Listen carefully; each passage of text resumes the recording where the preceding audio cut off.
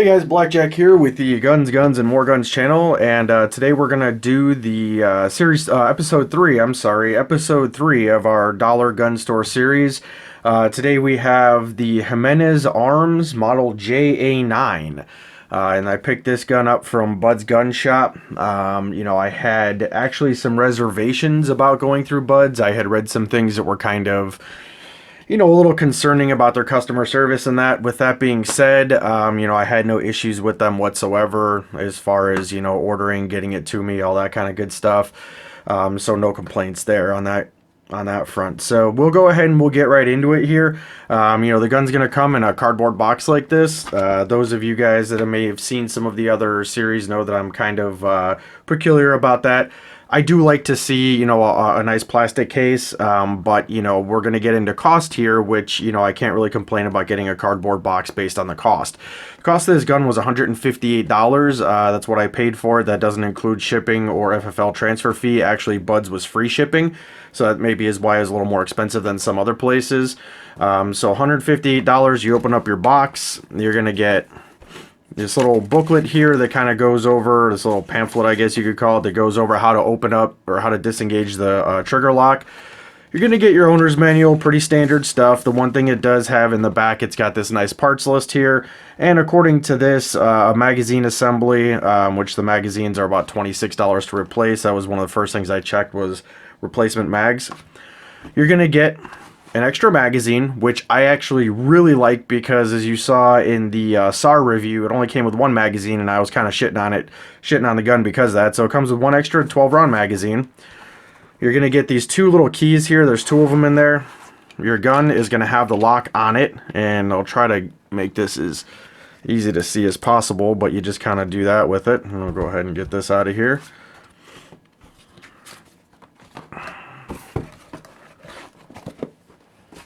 And then, of course, you're going to have the gun. So inside the gun, you'll have a magazine. And, the gun's going to have these nice kind of raised sights here. And that's pretty much everything you're going to get for $158. And so, given that our guidelines are $299.99 new in box value, at $158 what I paid for this, I'm going to go ahead and I'm going to give this a 4.5 of 5 stars. If it came in a plastic case, and I'm being picky about this, yes, I'm being petty. If it came in a plastic case, I'd give it 5 of 5 all day long. But the cardboard box cost it half a star. So definitely a solid 4.5 of 5 on cost. Fit and finish. As you had heard me mention a second ago, it does have these nice kind of raised sights here. They're adjustable in the back. Not something you really see too often on a $150 handgun. We'll call it a $160 handgun. Does have this nice little red, kind of easy to see, front sight. Let me see if I can get you there. So there you go. So you kind of get you an idea. The gun itself, I got to tell you, in regards to fit and finish, this thing weighs a freaking ton. I'm willing to bet that this weighs more unloaded than my Glock 23 does loaded, and I'm willing to bet it weighs more than the Glock by quite a bit. You can tell when you pick up the gun that there was a specific effort made to reduce as much machining as possible. But it actually, it doesn't look that bad to me. It's not the prettiest gun ever, but it's not terrible. As far as the slide in that, the magazines are a little janky. They kind of do feel sort of, it's definitely cheap metal, and they don't feel really good. But, aside from that, considering, how much the gun was, and again, around $160, the fit and finish is actually not terrible. I don't have, you can see the slide release doesn't really work that well with the magazines in it. And so you kind of have to pull back a little bit. But that's just, again, me being, I guess, maybe a little petty for a $160 handgun. I'm willing to give the JA9 a 4 of 5 on fit and finish. Alright, so now we're going to get into the magazine capacity. So for this series, we really wanted to see kind of a 10 round as our base. 10 round magazine capacity we consider good. The JA9 comes with two 12-round magazines, which is slightly above our 10, so we're going to go ahead and give it a 4 of 5 for magazine capacity. And moving away from magazine capacity, I should say, we're going to go ahead and we're going to get into caliber. So unlike a couple of other reviews, obviously we had the HP 25, which was a 25 caliber, kind of a controversial caliber.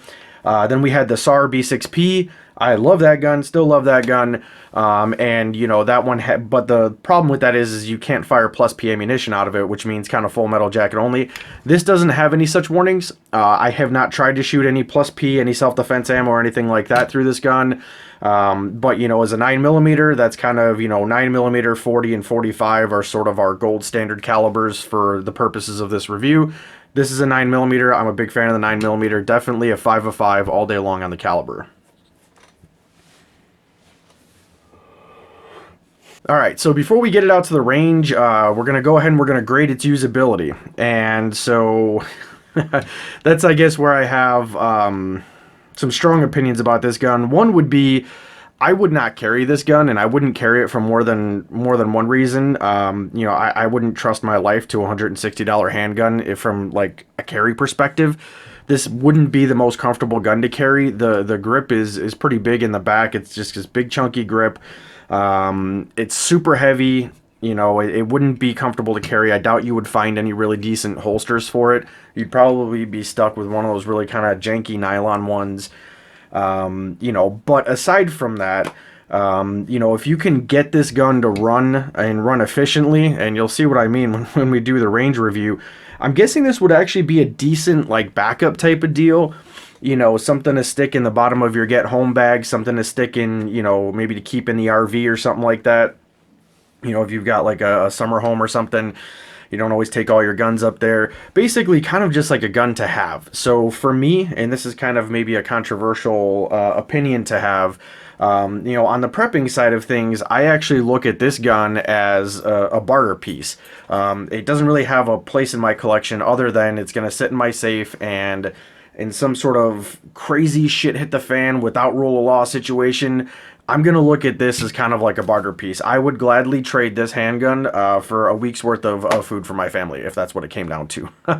So, and that's kind of like my philosophy behind having it, aside from buying it, to do the review on it. But yeah, so usability kind of suffers in the fact that, you can't, well, I guess you could. I mean, there are guys that fucking conceal carry like M9s and shit. But you could conceal carry it, if you get it to run and you get this thing running reliably, I would see this as a decent, inexpensive home defense gun if you just can't afford anything else.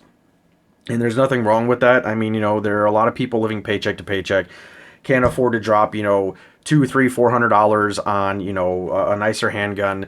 This would fit the bill. If this was something where, maybe you have a nice handgun, you want a second handgun to, put in your get home bag, this would also fit that bill.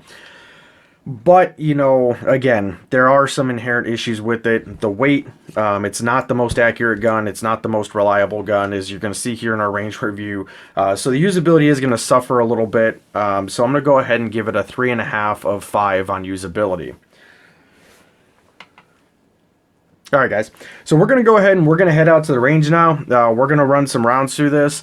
For the purposes of our range, we're going to be doing just sort of a torture test on it, which, I really didn't want to do with some of these guns because, understanding they're cheap guns, that's a whole idea is we're reviewing cheap guns. But that's definitely something we'd like to do. We're going to just sort of do a torture test on it. See how it holds up. We're going to try to run about 200 rounds of some wolf ammo through it. See how it does. So we'll see you guys on the range.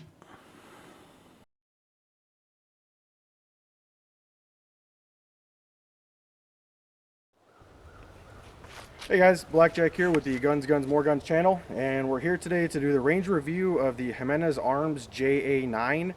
We're going to be shooting a total of 200 rounds through this gun today.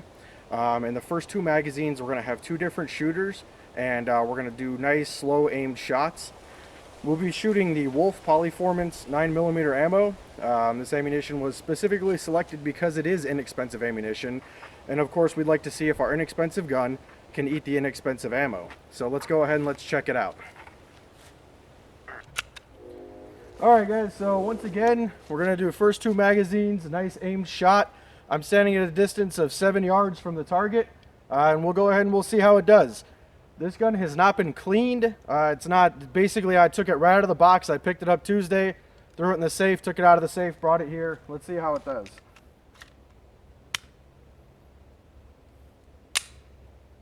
Okay, well, it's probably not the best start.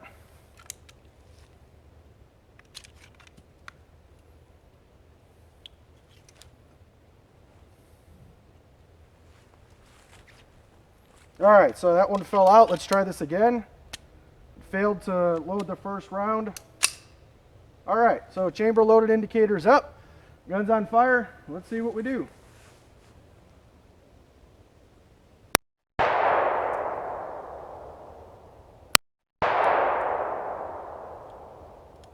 Looks like we got a failure to feed. Third round.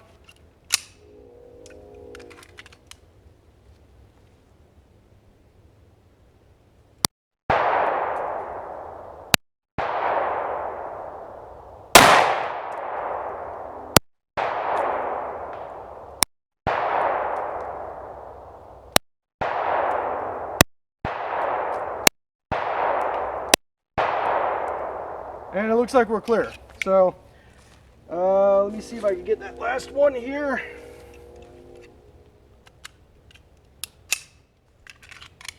Does have a magazine disconnect, so it will not fire unless the magazine's in the gun. All right, let's go ahead and let's take a look at the target and see how we did. Go.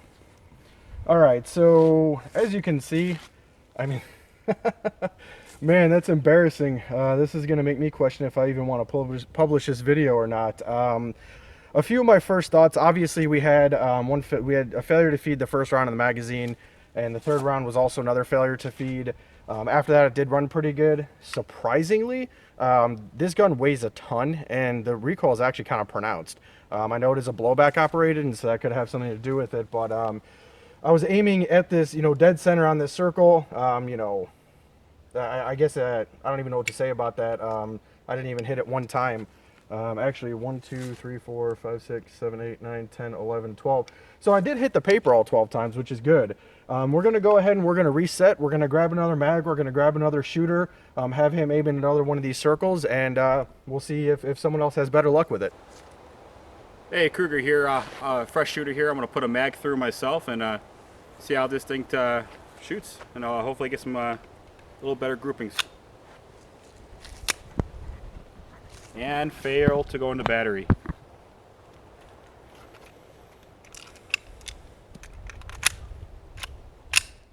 Okay, we're in battery now. I'm going to shoot the top left.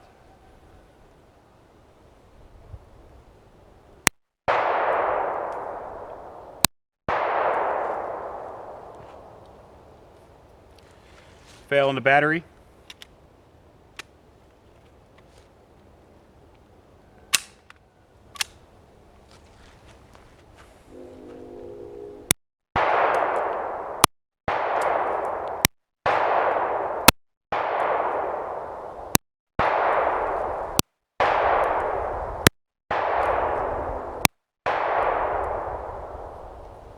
First thing I do notice are the sights are a little weird. It doesn't hit where you point to aim.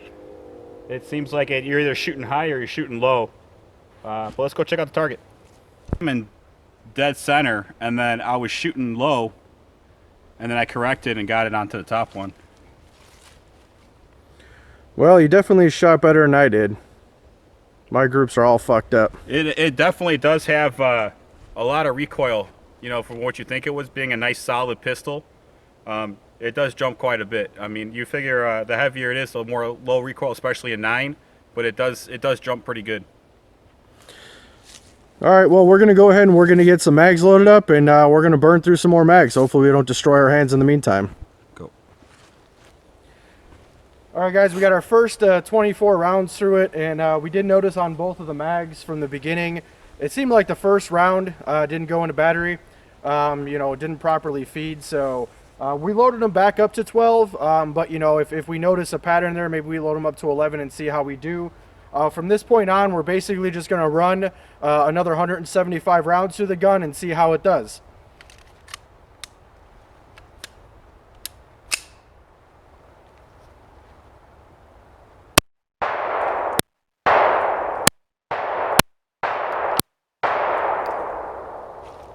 Failure to feed.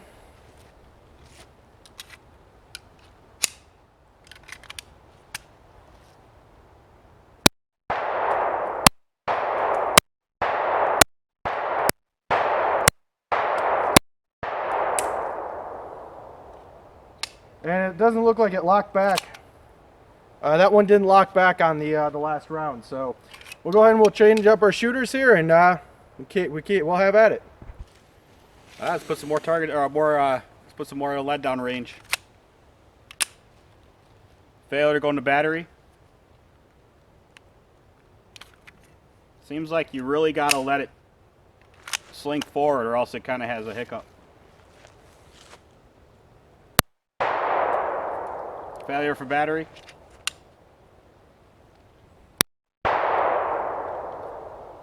Failure for battery.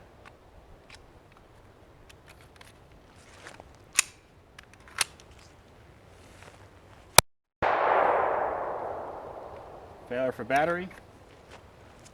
And I'm not limp wristing it. I got a pretty good pretty good grip on there.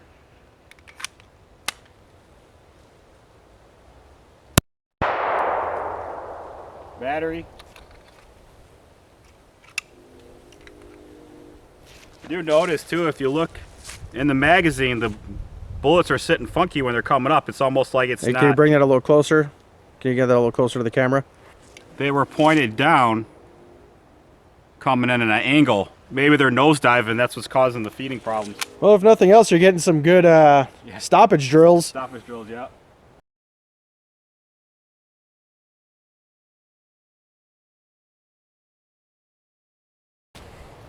All right, guys, so we've decided to call it short of 200 rounds. I would say we probably got close to 150 rounds through, maybe just shy of 200 almost, yeah. So honestly, with the problems we've been having, you guys can get the picture right now with this handgun. You know, we've had some issues with it. We purposely selected really cheap ammunition. Maybe we will do a follow-up on this. You know, I'll strip it down, give it a good cleaning, you know, kind of maybe polish up some of the parts a little bit. And we come back out here with maybe 100 rounds of some better ammo. But in the meantime, I would not bet my life on this handgun in its current, the way that it's performed today. Yeah, I would have to agree with that for sure. Maybe something like a range toy. Other than that, I would not trust my life with it for sure. All right, guys. So we're going to go ahead and we're going to head back to the shop. Once I get back to the shop, I am going to do a disassembly video so we can see how it comes apart and kind of leave you guys with our final remarks and final grade. Hey guys, Blackjack here. We're back at the shop, and I just want to do a real quick disassembly of the JA9 and some final thoughts real quick on it.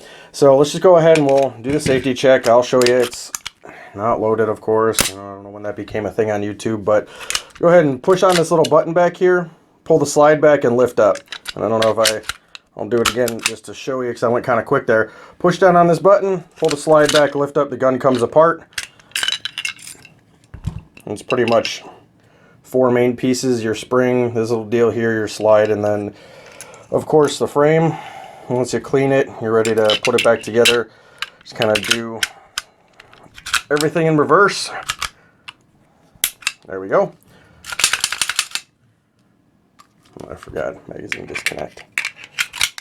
And then you'll see this guy disappears when the gun goes off. So final thoughts on this gun. You know, as you saw, we had some serious issues with it. The gun did kind of redeem itself a little bit in the redemption video, but I honestly don't like the gun. This is the only gun we've done so far that I really don't like.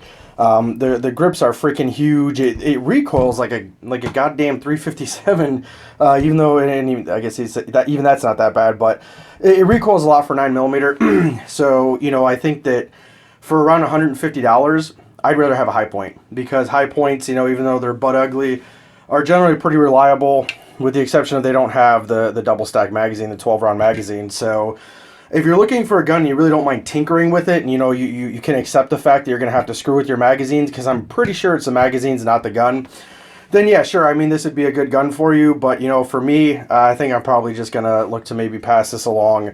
I don't really know that this is going to have a place in my safe. Like the SAR, I kept the SAR. I'm going to keep that one, but definitely don't think we're going to keep this one around. Maybe I'll just use it as a doorstop or something. So with that being said, thanks for watching, and we got a really great review coming up next. It's a fairly popular gun that we found at a price point that fits our criteria, so we're pretty excited to do it.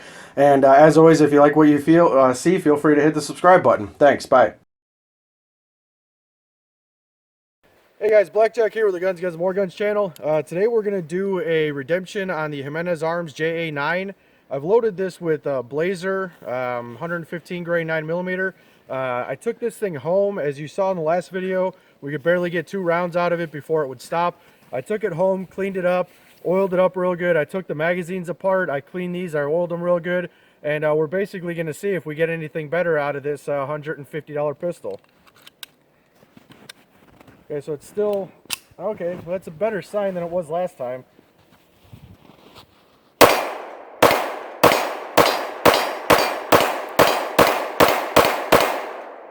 Flawless function. That's actually a really good sign. I have one more magazine here that I want to try.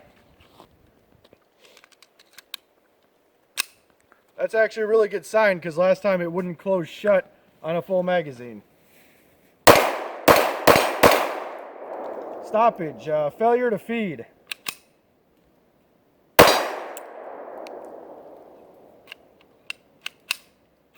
Alright, so magazine came out.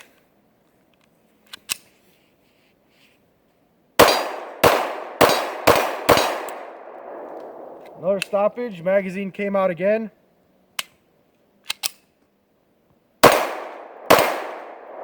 Alright, so that's it. So we had one magazine run flawlessly. This magazine kept dropping out, and quite honestly, I can't tell you if that was because I was hitting the magazine release. I very well might have been, but that's a big improvement over what we had last time. So I'll do another video on this at some point, maybe run some more rounds through it, but otherwise that actually kind of ups the stock in this a little bit, I think.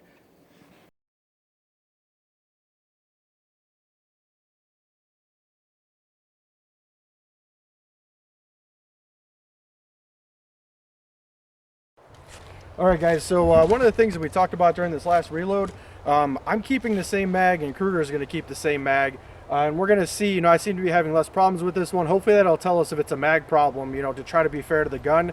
If you can see, we did give it a good spray, sprayed the shit out of inside of there, so let's see if these 12 are any better.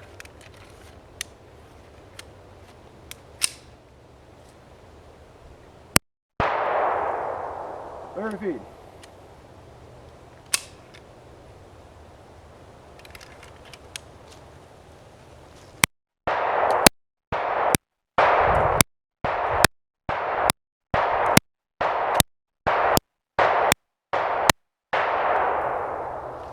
Alright, so that's actually a little promising. Let's go ahead and let's get our other shooter up here and see how we do. Alright, let's hope we have some continued success after the lube. That's a promising start. Went in the battery. Oh, spoke too soon. Oh man.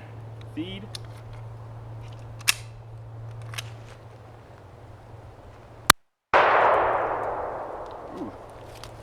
Oh, stove! Wow, that's a fun one for you. That's not even a stove. What that? It's a stove pipe, but with a. That's a new one. Okay. It's kind of interesting.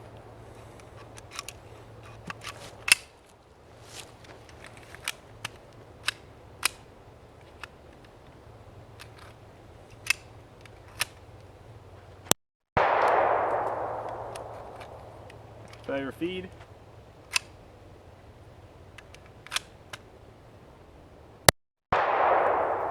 Failure feed.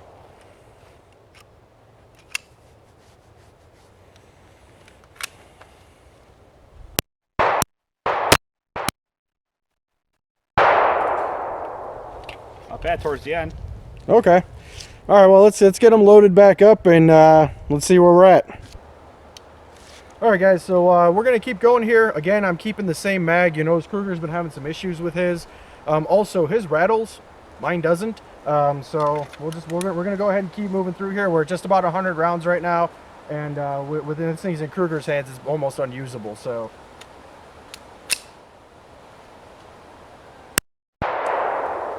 All right, so it seems pretty consistent that second round is a failure to feed.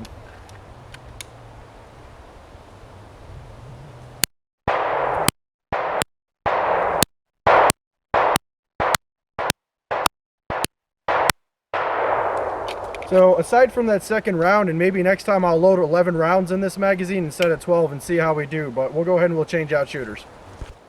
All right, yeah, this is our magazine rattle. I don't know what's up with that, but it sounds kind of weird.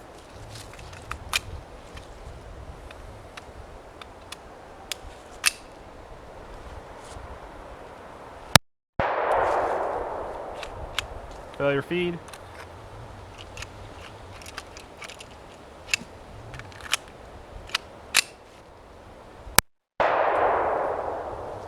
Another one of those weird nose up malfunctions.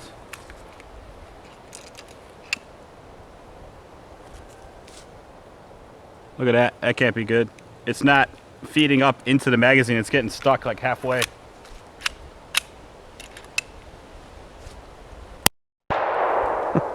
Failure feed. Really wondering if this is a magazine issue. I'm starting to wonder if that's a magazine problem.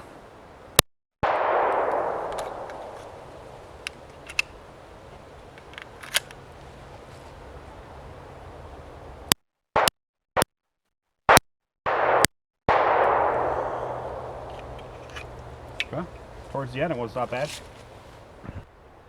All right, go ahead.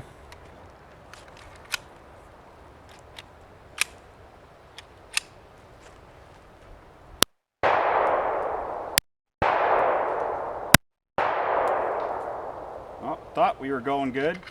Another failure to go into battery.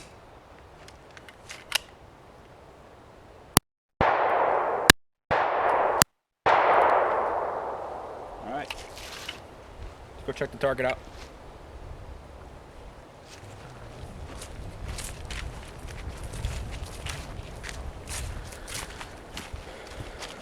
Well, I mean, my group was this third magazine here. I mean, it's a little bit better, but you know, this thing does kind of shoot all over the place. And I think what we're gonna do when we load up our next set of mags, I think we're gonna go ahead and we're gonna just spray the shit out with some rem oil and see if we can maybe get this thing feeding a little bit better. In all fairness, I haven't cleaned it. We just ran just about 50 rounds through it straight out of the box. We had some problems with that fourth mag, and it was pretty bad. I mean, every other shot was failing to go into battery. So let's get this thing lubed up. Let's reload these mags and try it again. We're definitely doing some good malfunction drills, that's for sure. That's true.